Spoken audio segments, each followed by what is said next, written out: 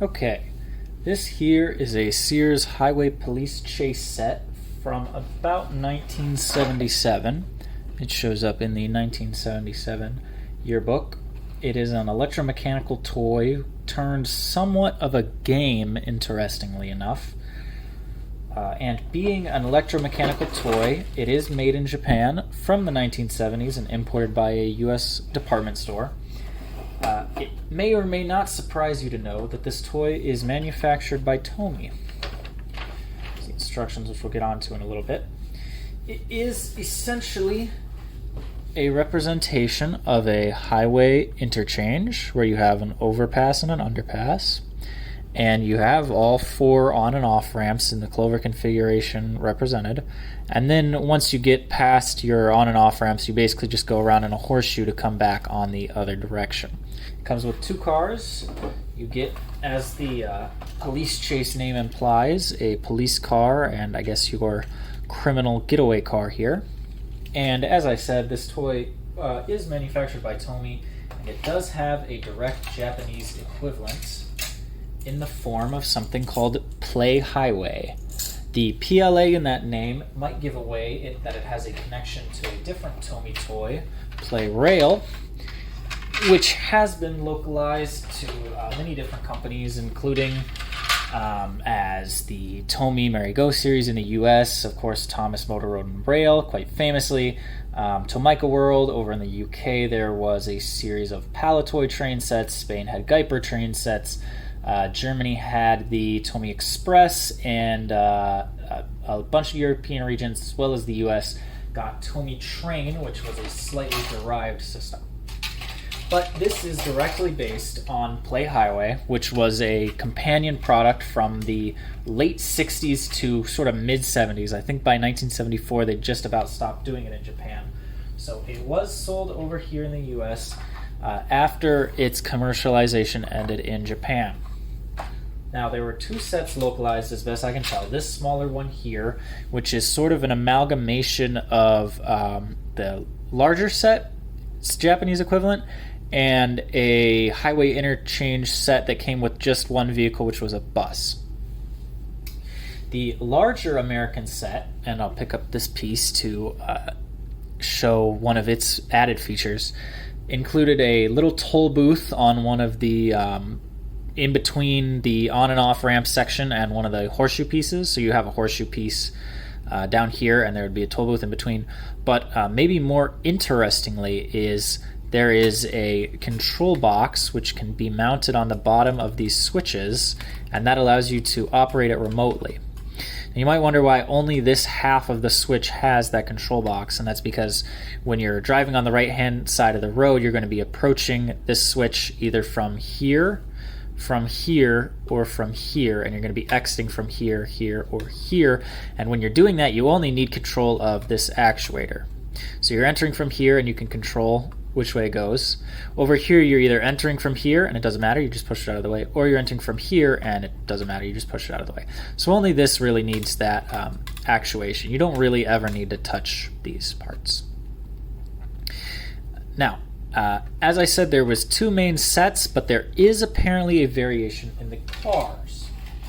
The cars in my set here are based on the Bluebird, and you can just about see that in the trunk moldings. I'll get a close-up on that in a second.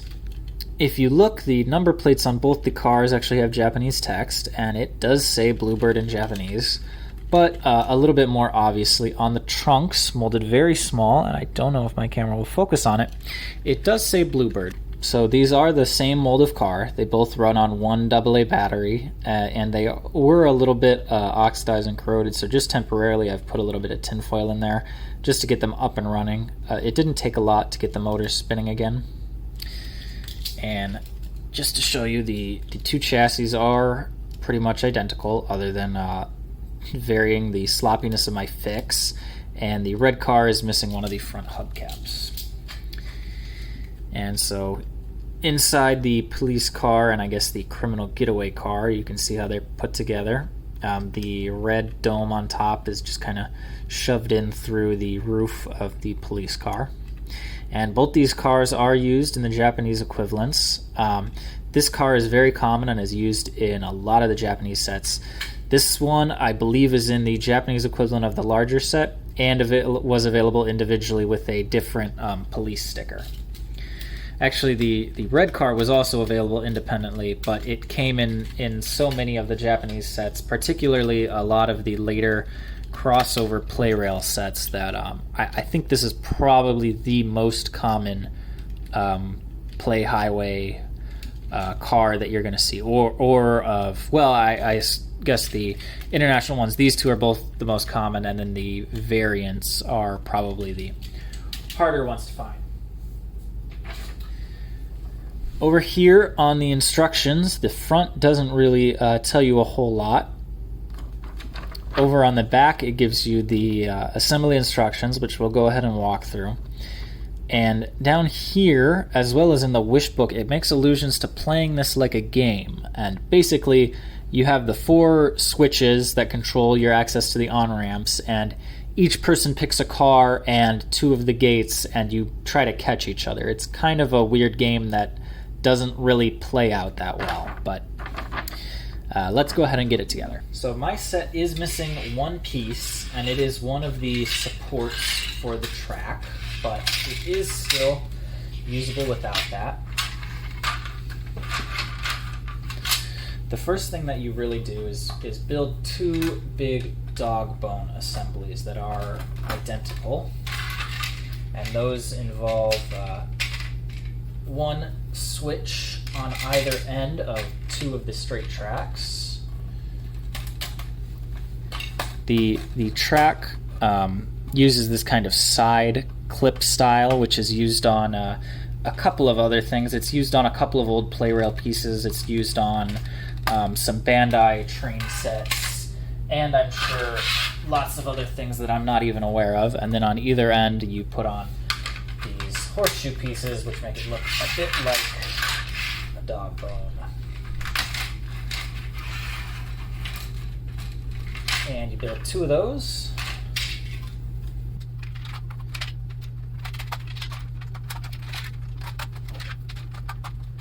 Now the next thing that you do is you elevate one of them, and so I'm going to elevate this one, which I placed on top. Most of the track supports look like this and can be inserted either way around a track joiner, but there are 2 which have some additional support, and they're also curved along the edges, and these ones are specifically for supporting the horseshoe pieces at either end of the track. And then the other pieces are just used on all of the currently existing road connections.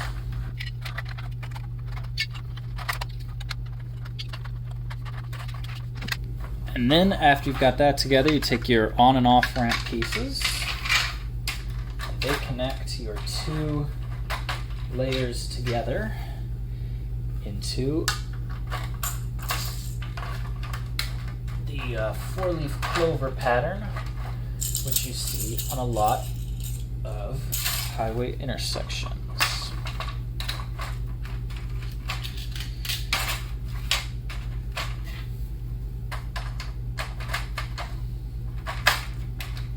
In terms of accessories, you get 4 of these through traffic and downtown signs. When you place these on the track, the arrows don't quite line up with the lanes that they represent. This lane is not through traffic. You're going to be traveling this way through this lane, and that lane is not exclusively for going downtown. Really, both of these arrows pertain to this lane, and when you're looking at it from this side, they both pertain to this lane, and it's the position of the upcoming switch which determines whether you'll be exiting or staying on. So you get 4 of those, and the set suggests that you place them here right before the switches.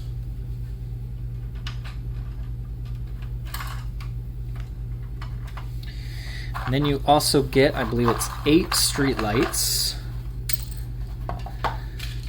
And then you get 2 each of the do not enter, and I guess 100 kilometers an hour. I would hope it's not 100 miles an hour, signs, and the box kind of gives you some suggestions on where to put these. My suggestion would be to put the do not enter signs on an intersection which you aren't meant to go down. So that would be something like this. You would not want to go down this ramp because you'd be driving in the wrong direction. And 100-mile-an-hour signs, something like that. And then you can put your street lights where you see fit. You get a pretty decent number, enough to basically fill in both sides of each horseshoe. I'm not going to go ahead and put all of them on, but there's a collection of them. Then I'll go get some batteries and we will get these cars running. I've got the cars loaded up, as is traditional of Tomy at the time. On the bottom there's a little metal switch which will slide over and make contact. So let's go ahead and get both of these cars going.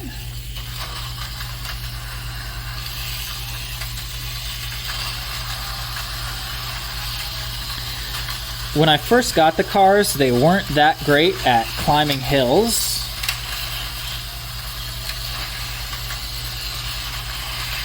So I roughened up the tires a little bit. Ooh. Bad contact.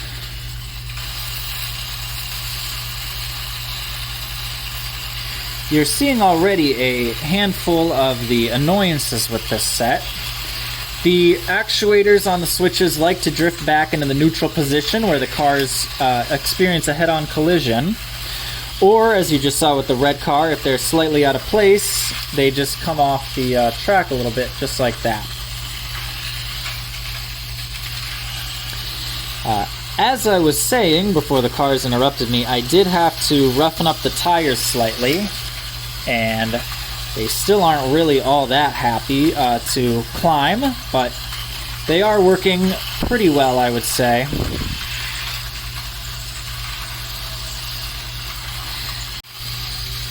Now, as I mentioned, there is a game that you can play with this, and essentially what it involves is, let's say that I am the police car, so I want to catch up to the red car, and I have control of, let's say, this switch here and this switch here, and my opponent is controlling those two switches and is trying to catch me in the police car. So what I can basically do is shorten or lengthen the path that each car is taking around.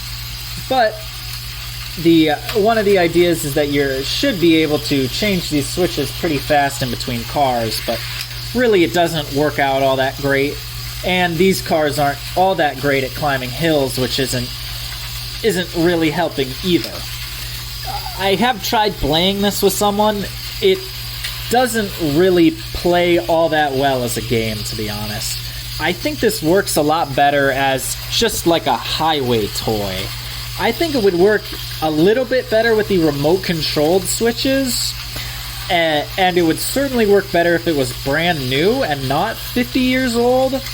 But in general, it just doesn't work that well as a game, and that was pretty much completely shoehorned in by someone at Sears marketing department, I think.